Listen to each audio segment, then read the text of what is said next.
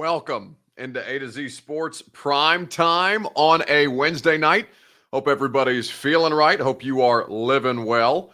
This evening on the A to Z Sports Digital Network, we are going to discuss the thing that has been on everybody's lips, on your hearts, in your minds, the Tennessee Volunteers. We're going to talk a little bit more. We spoke some this afternoon at Two Rivers Ford about Josh Heupel, but I've had some more time to process, to read, to evaluate, to go back and listen to the comments made by both Danny White, the athletic director, and the 27th head coach of your Tennessee Volunteers, Josh Heupel.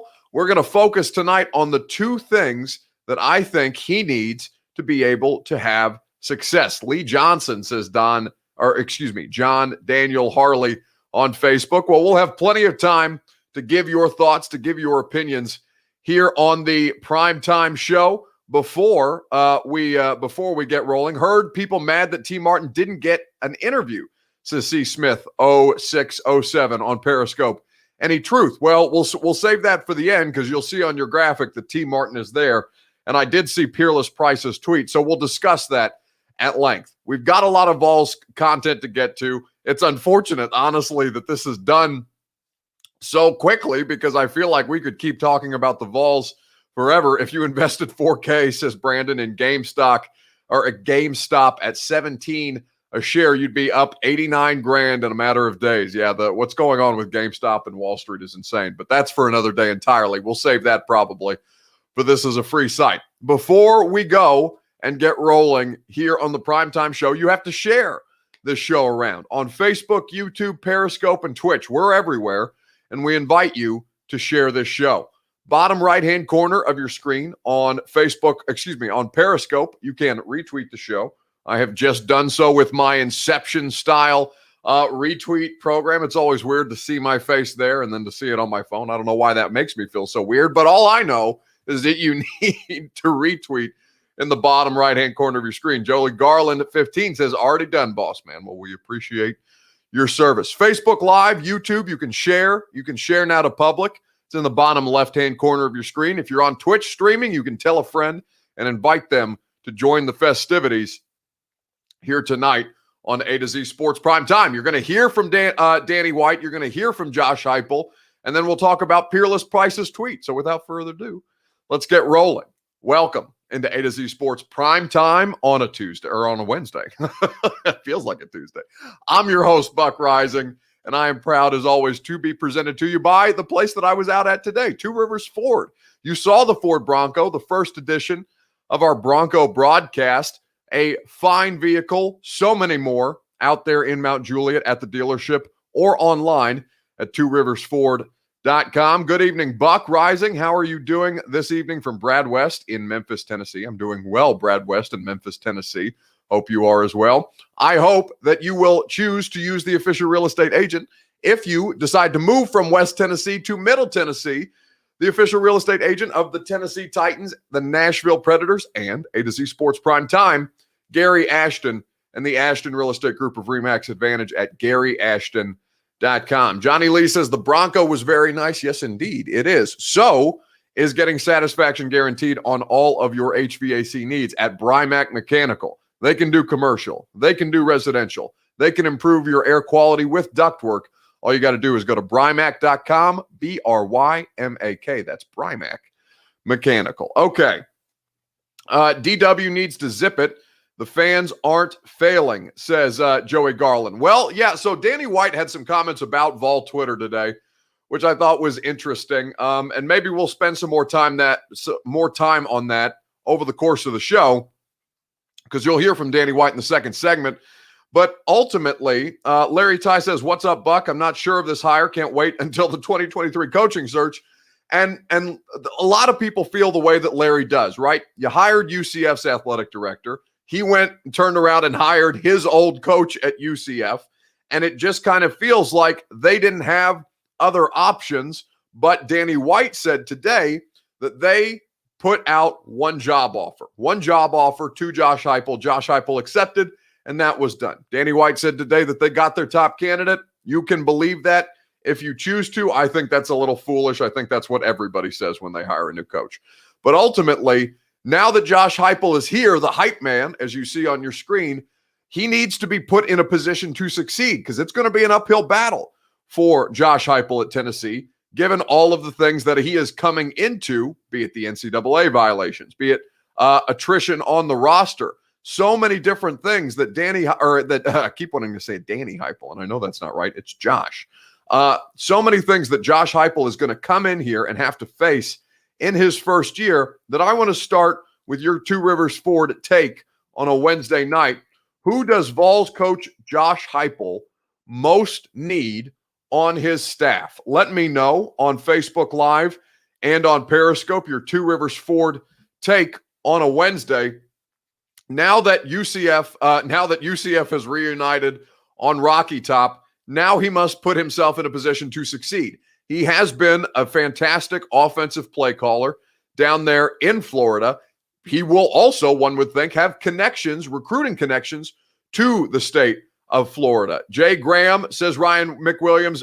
Ryan wants to make sure that running back coach Jay Graham sticks around. Ricky E. Fitzgerald says defensive coordinator. Joey Garland reiterates Garner. He also said Steele earlier in the show. El Boogie 808 says Eric Gray will be great in Oklahoma. I know, I saw that today. He went through the transfer portal and is going to come out on the other side playing for the Sooners. That's going to be interesting. James Perella says get Tom Herman on staff. Logan Reeves wants him to fire Chris Winkie. The first thing he should do is fire that dumbass, says Logan Reeves. Not pulling any punches here tonight. I'm going to let you hear from Josh Heupel at his introductory press conference here in just a second. He's going to kind of tell you what he is looking for, which, you could plug and play really how much different it is from, say, Mike Vrabel talking about this kind of stuff or whomever, Coach X, Y, or Z, that you would put in this position. But it's important that you hear from your new CEO of the volunteer program. But first, I'm going to tell you about our friends at Two Rivers Ford, where I was out broadcasting today. The Bronco broadcast, it went exceptionally well. We thank you for your participation. We also thank you for choosing the best in the business when it comes to the car buying experience in Middle Tennessee. That's Two Rivers Ford, located in Mount Juliet. They've been serving the area for nearly 40 years and done it so exceptionally well. Two Rivers Ford is the place that you go and trust with your car buying experience or even just the search process, because the non-commissioned sales staff is going to take care of you. Buck, who's always clowning on the Vols, now has the answers to bring us back to a championship program, says Josh Brown. Well, that's not true. Josh, here's what I'll say before I let you hear from Josh Heupel. I'm talking about early success. I'm not talking about a championship program. I think the Vols are very, very far away from anything close to that. T. Martin isn't being retained, says Bobby Waldron. Yeah, we'll spend some time on T. Martin momentarily. What I would say to you is that I look at the Vols, and yeah, I like to have fun with GIFs and memes on the internet, and there's my favorite. I'll pull it up now for you, as a matter of fact, because I don't even know how to describe it other than it's two, probably mid-90s Vols fans standing there on the sideline looking very disconcerted. It's among one of my favorite pictures of all time. Every time the Vols lose, I tweet that out today. When Heupel was hired and everybody was pissy about it, I tweeted that out. I like to have fun on the internet. That's not something that I'm ripping on Tennessee. I think that largely I'm just kind of realistic about where the program is, right? And looking at it from an outsider's perspective. That's the thing that I always try to provide to you guys. Because sometimes, everybody gets caught up in their favorite sports teams. You think that your team is closer than they might actually be.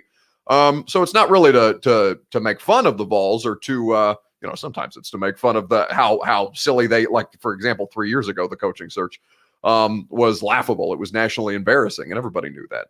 But for another day, let's focus on what he needs to do to have early success. I'm not talking about championships. I'm not talking about anything that severe. I'm not even talking about beating Alabama or Georgia for that matter. Maybe Florida, because you would like to beat Dan Mullen, but these things go as they go. I agree, says Puka. Fire Chris Winkie. Jay Graham is going to Bama. Just saw that news. T's gone. Book it, says John Daniel Harley. I don't know about this hire. I'm a Vol for life, but this seems like another useless 3 years. I'm tired of coaches coming from a non-Power 5 school and think they will have the same success as a lesser tier non-Power 5 school. Well, without delaying any longer, Let's let you hear from your new head coach and the brand of football that he wants to bring to the University of Tennessee. We're going to play with tempo here. We're going to be the aggressor. We're going to play with our skilled players out in space. We're going to give them an opportunity to push the football down the field. At the same time, if you really watch what we do, we're extremely balanced in our approach as far as run and pass. We want to be physical. We want to dominate the line of scrimmage. Those are all things that are going to translate to what we're doing here in Knoxville. At the same time, that aggressive mentality that we have on the offensive side of the football is going to carry over to what we're doing on the defensive side of the football as well. We'll be multiple in all fronts, 3-man, 4-man fronts. We're going to bring pressure. We want to create negative plays. I think in the game of college football, offensively it's about creating big plays. Defensively it's about creating negative plays and getting people off schedule. You put those two things together, you got a chance to have a really successful game plan and ultimately a season. El Boogie 808 says his presence is just meh. You could say the same thing about Pruitt. You could say the same thing about Butch, but there's plenty of evidence of Josh Heupel on sidelines of UCF games showing energy, showing life, getting the crowd into things. Like he is, on the podium, he's a football coach. On the field, he's a football coach. They're two very different environments, and nobody gives a shit if he wins the press conference, right? Like you guys aren't getting caught up in that. I hope not anyway, because that's silly to do. Nobody cares about the projecting well and giving a good first impression. Of course, it's important. You don't want to have Adam Gase drugged up, googly eyes, looking, all around the room. You don't. That is a disaster. But there's nothing really immediately to be gained from an introductory press conference. Like Joey Garland on Periscope says, all we want is winning. And that's ultimately where they are going to have to start, because they're going to have to start stacking success. And they're going to have to start building a staff. That's the first place that you start when it comes to Josh Heupel. I trust him to be offensively inclined. I trust him to be able to handle that side of the football. What we have seen at UCF is that his defenses struggle. His defenses remind you of something of the Big 12. What he needs to do more than anything at this point is create a staff that will put him in the best position to succeed early. And that involves, at this point, if you can't keep Jay Graham, if you're going to fire Chris Weinke, the person who's just recently come in-house, who can help them the most, it's Kevin Steele. Kevin Steele needs to be retained. He was going to be in an advisory role on the defensive side of the ball under Pruitt. Now, I think that he needs to either be the defensive coordinator or he needs to have a very, very heavy influence into that side of the ball. We do not yet know who Heupel is going to finalize on his staff. I think, as James Perella says on Facebook, I think he should keep Steele and be the DC. I hope it's not the Titans 2020 defense bad, says El Boogie 808. Put guys in the NFL, says Ryan. What does putting guys in the NFL means? You have good talent. Good talent, ask Ole Miss and A.J. Brown and Dalton Knox and DK Metcalf. Talent doesn't always win you games. Jeremy wants them to clean house. How about Pruitt to the Jets, says C. Smith 0607. Yeah, that's crazy. I'm shocked that Jeremy Pruitt is going to go live in Manhattan. Can you imagine what that would look like? Apparently, he inherits a DC, says Craig Harp. Well, that's not necessarily so, right? Steele was there before Heupel was. And so now he has to decide, Josh Heupel does, whether he wants to retain or whether he is going to try and retain some of the people who are under contract under Pruitt. You've seen attrition already. You've seen guys who won't be retained. Kevin Steele is different because he was just recently hired. Now it's up to Josh Heupel to decide whether he's worth retaining. I personally think that is going to be the case. Who's the best option if he doesn't retain Steele? Says Jay Ginn 1704. That's an excellent question. And one that I don't want to give you guys, I don't want to answer a question if I don't have the answer to the question. So I would not have a good answer to the best option if he doesn't retain Kevin Steele. I think there's a lot of different places that he can look. I think there are a lot of assistant coaches around, Power 5, group of 5 schools that he can pull from. But it would be ignorant for me to say that I have the answer to that, Jay Ginn. So I'm just not going to lie to you. I just hope he's a quick learner on how to recruit, says Logan Reeves. Well, that's a big part of this. And we'll talk about that here in just a second. Jeremy says the players seem to like him. I mean, the ones that are staying, right, they're responding well to him on social media. They're tweeting. They're being effusive in their support. Charlie Strong says DeMarie. Well, I actually think Charlie Strong is going to last report I saw is that Charlie Strong was going to Jacksonville with Urban Meyer to be the Jaguars, DC, which would be funny. It's the AAC, so no one plays a lot of defense in our conference, says Ronnie Sneed. Who's the best offensive coordinator option, says Jake Reeves. Well, honestly, I think Heupel would call the plays. At least that was my understanding based on how things went today. And I'll have to go listen to the question and answer portion of the press conference. Where did To'o go, says El Boogie. Well, he's in the transfer portal, but he's not yet chosen a new landing spot. Those New Yorkers, says Chad Hogue, won't understand it. Let's get hyped up about Heupel air raid, says Chad. He already said today that he will call the play, says Daniel Pyro. Yeah, I fully expected him to. I think that he will thrive in this with guys like Caden Salter. I think that they are going to be in a good spot with the quarterbacks that they have, both on the roster and coming in. Anyone's going to say something about, I think he took over Scott Frost's team. Am I wrong, Buck, says Josh Lee? No, he did take over Scott Frost's team, and he won after Scott Frost left. In fact, I think his worst year, I'll have to go back and look at his records, but 28-8 in 3 years as the head coach of UCF.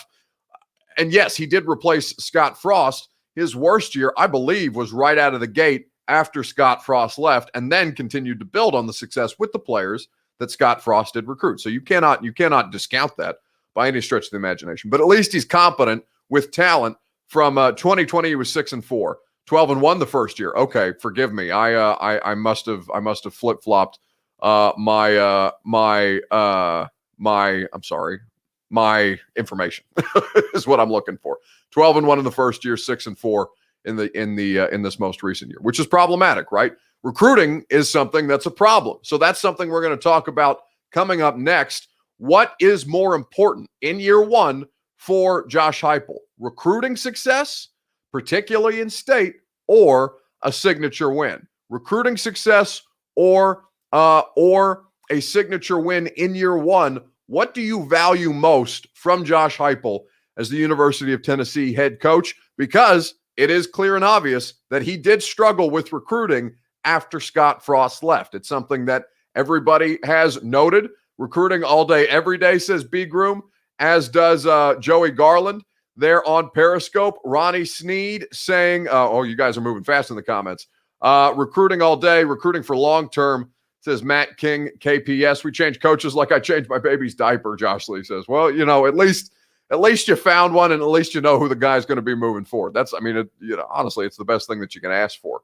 Clark Brandon says, signature win in the SEC gets recruits. We'll take more of your comments here in a second. I'll give you mine, and then you'll hear from Danny White momentarily, right after I remind you about our friends at the Ashton Real Estate Group of RE/MAX Advantage, the official real estate agent of not the Vols, but the Titans, the Preds, and Primetime. I trust the Ashton team with all of my real estate needs and investments. GaryAshton.com is where you go. You can find out more about their guaranteed local offer program. They pride themselves on being local. They are in Nashville. They work for Middle Tennesseans. They are not coming in from out of state, out of market to try and poach Nashville real estate business. They are going to work for you because they are a part of the community and they support local sports and local sports talk shows. GaryAshton.com, and you can do like I did, get your dream address without the stress. Signature win for Clark Brandon. I give up, says Jeff Stokes, anchor down. That's pretty funny. Somebody asked me today whether I thought Vandy or the Vols ended up making the best head coaching hire. And I was talking with my buddy Ryan Hurd, the husband of Maren Morris, and who himself is a singer and songwriter, very successful one. And he had made a joke about that he thought it's so funny that the two guys, and I know it was Scott Frost when they were the national champions at UCF, but Danny White, the champion, the fake national champs, coming to coach the champions of life. So I said, for ironic purposes and comedic purposes, the Vols by far. There's nothing funny about Clark Lee. There's nothing interesting, it seems, about Clark Lee. And also he's going to Vandy. Like, it's just kind of, it is what it is. But for content purposes and for intrigue, you got to go with the Vols every time, right? They're just the biggest, baddest thing in town. Harrison Bailey already said he's ready to roll, says Jeff Holtzclaw. Who can he hire for recruiting, says Matt King. Well, nobody from the previous staff, because they're getting hit with heavy recruiting violations. Show, not shower, says Nicholas Dillon. I'm not sure what that means, show, not shower. So we're UCF North. Interesting, says Greg Harpett. Indeed. Blake Sanders says it all depends on the assistants. Well, for me, the thing that I kind of go back, I wanted to listen to the full press conference at least twice today. Once in the car on the radio on my way out to Two Rivers Ford, and then once again before sitting down and talking with you guys. I thought that Danny White, the new athletic director, who has now hired Josh Heupel twice in his coaching searches, one for UCF and now for the University of Tennessee. I thought that it was interesting the way that Danny White kind of talked about Josh Heupel, and I think it lends itself into what I think is going to be more important in year one, between strong recruiting or a start on strong recruiting or a signature win. Here's Danny White. Some characteristics they were looking for in a head coach. They talked about a little bit of confidence, a little bit of juice, and a little bit of swagger. And that's something that we have in spades, and they'll continue to have at UCF in their football program. And that's something that you'll see in Josh Heupel, the staff he'll build here. The staff that he'll build here, and how we carry ourselves as a football program. Kids are excited. It's going to be fun. It's going to be exciting. I think you guys are going to like the brand of football you see. So the brand of football is not just for the fans, not just for the university, not just for Danny White or Donde Plowman or Randy Boyd. It's for the kids who want to play in the system, right?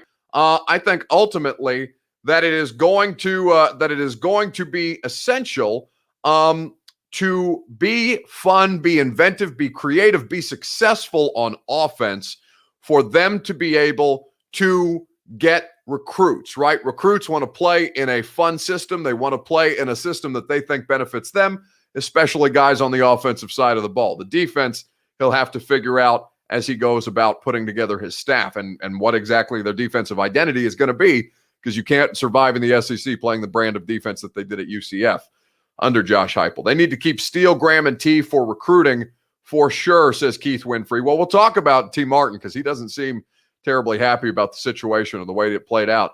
I don't think he knows the meaning of swagger, says El Boogie 808. I think he was talking about UCF and the fake national champs. So they paid a firm for a coaching search, and the AD calls the guy he previously hired. Big money Tennessee, says Derek. Listen, there's always something that Tennessee is going to do to that effect. But ultimately, after hearing Danny White, after going back and watching some of UCF and kind of understanding, what it is, the brand of football that they play, not necessarily air raid, but, heavy emphasis on passing, heavy emphasis on creativity with the quarterback, points, yards, all of it. By the way, I called this hire during your show on Monday night. Well, congratulations to you, Kevin. Well done. What I would say to you is a signature win at this point in year one is going to be more important initially than recruiting. Now, I think many of you are going to say that I sound like an ass for saying that because, of course, the strength of your program, the foundation of your program is ultimately going to be based on the talent that you're able to bring in, right? You can't win with a lesser caliber of player. But at this point, what Josh Heupel, Danny White, and the University of Tennessee face is an uphill battle, right? They're pushing a rock up a hill. No pun intended, up on Rocky Top. But I would say to you that success in year one, whether it be an upset of a team that you weren't supposed to beat, everybody in this chat, myself included, even though I'm not like a Vols fan, I'm just an outside media member. Everybody would like to see them beat the hell out of Florida because who doesn't like to watch Dan Mullen lose?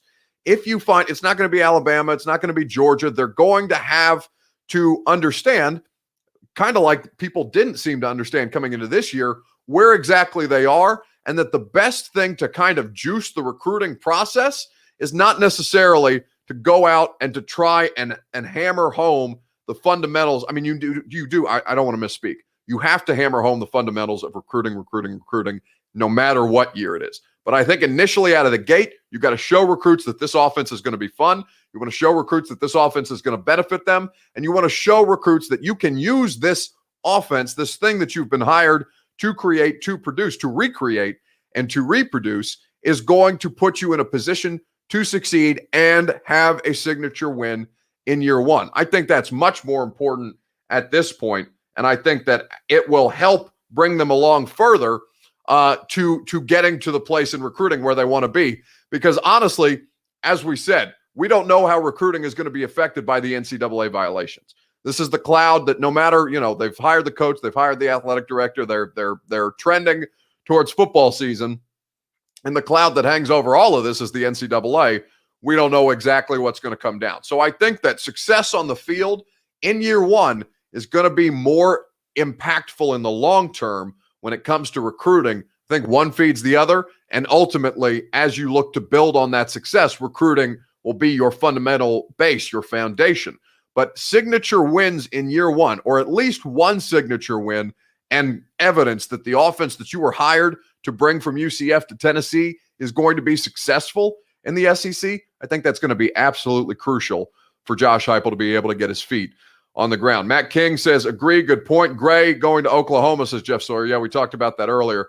Can't believe the boosters are going for that, says Derek Haney. Yeah, I mean, the search firm thing. Like the boosters are the one who hired, who paid all the money for the search firm, right? Like almost all problems in college athletics come because boosters have too much sway. Like the boosters are the biggest issue in all of this, I feel, on a regular basis. Exactly. Winning builds recruiting success, says Kevin. Walter Williams, winning breeds winning, and winning brings talent. Needs a big assistant coach hire for recruiting, says Matt King, KPS. El Boogie 808 says Peyton part of recruiting. Peyton's always a part of recruiting. Nicholas says, I appreciate the information you bring us, man. I'm a big fan of A to Z. Well, we appreciate you, Nicholas, for your participation and for your loyalty, frankly. People are on Kiffin do research. Tennessee made a great hire, and Ole Miss offense last season is what Tennessee is going to be. Lebby, I don't know who Lebby is, learned under Heupel, offensive coordinator for Ole Miss. Okay, go Vols. That's from Brian. Go Vols, excuse me, not Vols. Go Vols, says Brian Sampson on YouTube. Y'all, Vandy, Memphis, and MTSU are about to dominate the state of Tennessee in recruiting, says Zach Goodman. Heupel destroyed Kiffin both times because they both played in the AAC. People forget that. So, and they're both in the SEC now, and they'll have different caliber of players. And I think Lane Kiffin is in a good spot. Whereas, Ole Miss is on the other side of a lot of their recruiting or their NCAA issues.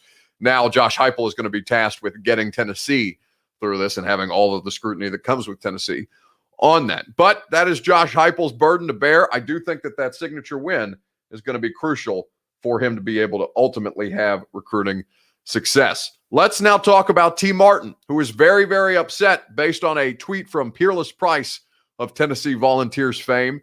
Played wide receiver there at the University of Tennessee with T. Martin when they won a national championship. He put out a tweet today, and we're going to talk about it right after I tell you. Actually, I'm going to ask you first the question. What you think about T. Martin's emotions that he was expressing through Peerless Price, it seems, about not getting the Vols head coaching job. Do you believe that to be fair or foul? In the comments on Facebook Live, YouTube, Twitch, and Periscope. Fair or foul? T. Martin's emotions about not getting the University of Tennessee head coaching job. You guys weigh in, fair or foul, in the comment section. I will tell you about our friends at Brymac Mechanical, where you can go for satisfaction guaranteed on each and every one of your HVAC needs. They are the best in the business for that very reason. Chris Hamby, Miss Sherry, their kids, they all work together. It's a family-owned business here in Middle Tennessee, as are all of the businesses that we work with here on the Primetime Show. But Brymac Mechanical will make sure that you don't have to worry about anything in your HVAC life. Brymac.com, B-R-Y-M-A-K, Brymac Mechanical. Evan C. White says, I like the Heupel hire personally. I get it, but I don't know if its first head coaching job should be with the Vols. Okay.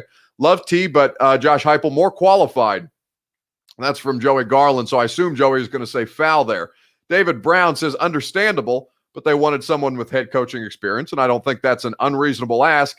let's read the tweet from Peerless Price because that's where all of this is starting. So about 8 hours ago, he tweeted out, and his Twitter handle is @PeerlessTheVol. Just got off the phone with my quarterback, T. Martin, and to say my guy is hurting is an understatement. My brother, if my vision was ever clouded, I have clear sight on everything you've sacrificed for our university. Damn the pain in my brother's voice I've never heard before. That's from Peerless Price on Twitter about T. Martin. Is it fair or foul for him to be, it seems, based on Peerless Price's tweet and conversation with T. Martin, for him to be as upset and emotional about not really being in consideration for the University of Tennessee job? LOL, says Daniel Wells. No way T is ready for the head coaching job. Tim McGee says fair. Josh Lee agrees and says, I mean, he knows what our offense should be, and I think he would micromanage that like Pruitt did on the defense. Fair, but hope they keep T. That's from Tony Swanson. DeMarie and Ronnie Sneed agree that it is fair for T. Martin to feel slighted. I would say that I do feel it's fair at first glance. Mikey Collins says, you make it sound like if we don't get better players, we're not going to win, but we still had a lot of good recruits for the last 2 years, but we still went 3-7. Yeah. Is it Mickey or Mikey? I'm not sure. Whomever Collins there on Facebook Live. I would say to you that, yeah, your coaching stinks and your players are not going to succeed as a result. I don't fault the players for how bad Tennessee was last year. More players fail because of coaching than succeed because of coaching. And I think that's what we just saw at the University of Tennessee. That's the case in college. It's the case in the pros without question. But I do think it's fair for T. Martin to feel the way that he does. Because, honestly, he has sacrificed a great deal. He came back to the University of Tennessee. He wanted to make sure they had success. His side of the ball did fail pretty spectacularly. Now, that's not his fault. He's not calling the plays, and he's not the offensive coordinator when he was working under Jim Chaney and Jeremy Pruitt as a result, and the offense did look bad, right? But he believes, and he has believed since he was being talked about for the USC job, that he is ready to be a head coach. I do think, though, that it is also fair on the side of the University of Tennessee to say that we do want somebody with head coaching experience. And more importantly, well, maybe not more importantly, but also as important, even as I kind of looked at the Danny White hiring his old coach at UCF skeptically, I also value that the two of them have experience working together, have a proven track record together. And yes, they did go 6-4 this year, as you mentioned, as many of you pointed out to me. But I do think that it is important for the two people who are going to be working directly in conjunction with each other, the athletic director and the football coach, be very, very much aligned. I don't think that Jeremy Pruitt and Phil Fulmer were not aligned, but something fell through the cracks where all these NCAA violations are about to hammer Tennessee. And Phil Fulmer oversaw that.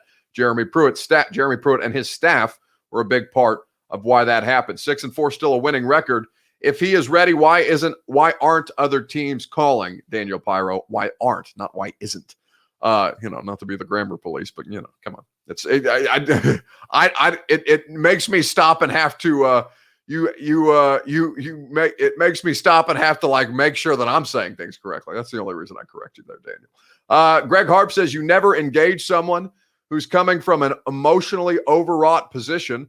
There is literally nothing you can say or do to placate them, T. You'll always be important in volunteer lore. We had to have a coach with head coaching experience. It's nothing to do with you personally. So Greg Harp is speaking to T. Martin through the Facebook chat and in my voice. So I hope that T. Martin, who I'm sure is a rabid viewer of the ADC Sports Primetime Show, although you never know. There's a lot of famous people that watch this show that you guys don't know, but I see on the back end. I see when they pop in the chat, which is always interesting for me. But I will say to you that I think Greg Harp summed it up as well as it could be. You just needed somebody who has done maybe not this job before, but who has done a job similar to this before, who has been in these positions, even if it's not in a fishbowl like Tennessee, in a conference like the SEC. It's nothing about T. Martin personally. I know that, coaches everywhere, the scrutiny of how many African-American coaches are not getting opportunities. It's not just in college. It's certainly in the NFL.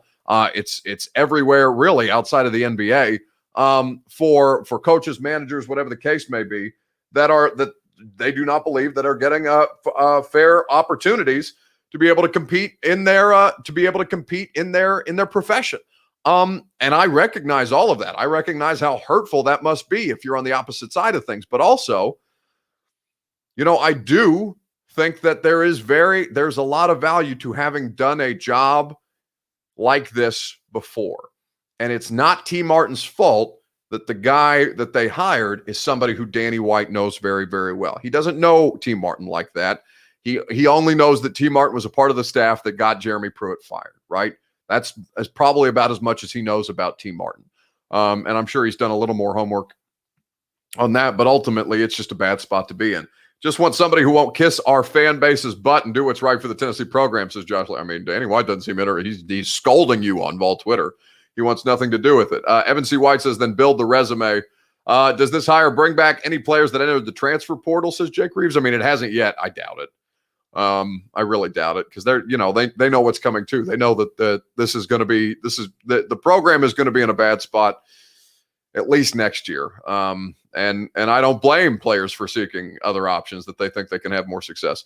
I'm not buying into the systemic thing. We offered Charlie Strong the job before Butch, says Low Graded. Well, I mean, you don't have to buy into it. I mean, it's a very real thing. Like people are more inclined to work with people who look like them. It's horrible. It's unfortunate. It's the way that race is always kind of woven into everything that we do, whether it's sports or society. Like you don't have to buy into it, but there's no disputing that.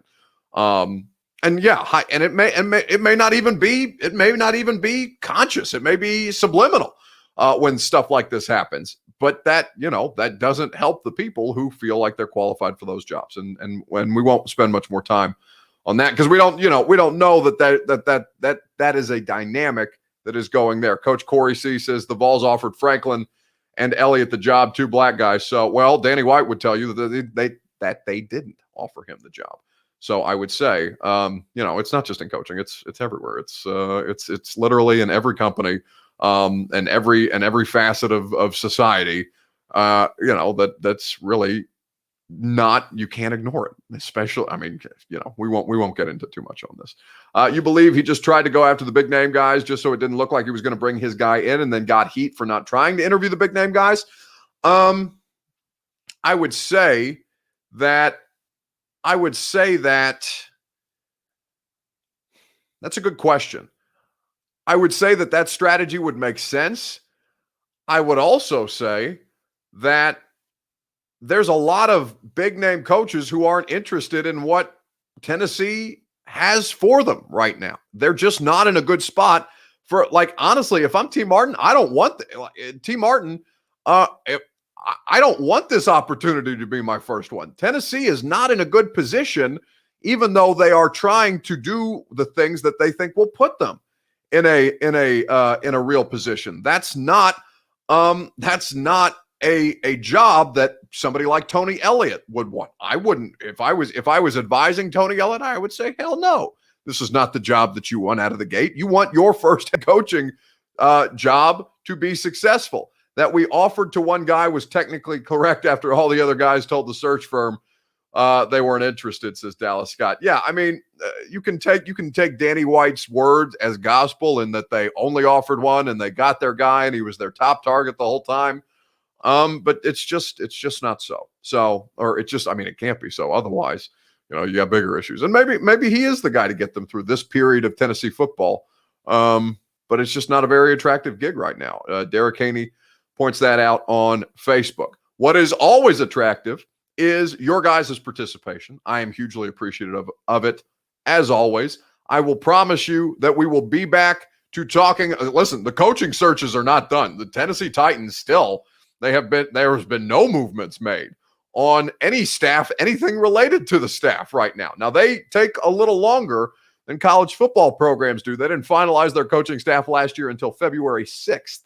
But there is plenty of coaching searches to discuss, even though the University of Tennessee's has concluded, but their staff is not yet put together. So we'll come back to it. We'll cover it exhaustively at A2ZSportsNashville.com, where our great Vols writer, Zach Reagan, is pumping out excellent pieces for you to read.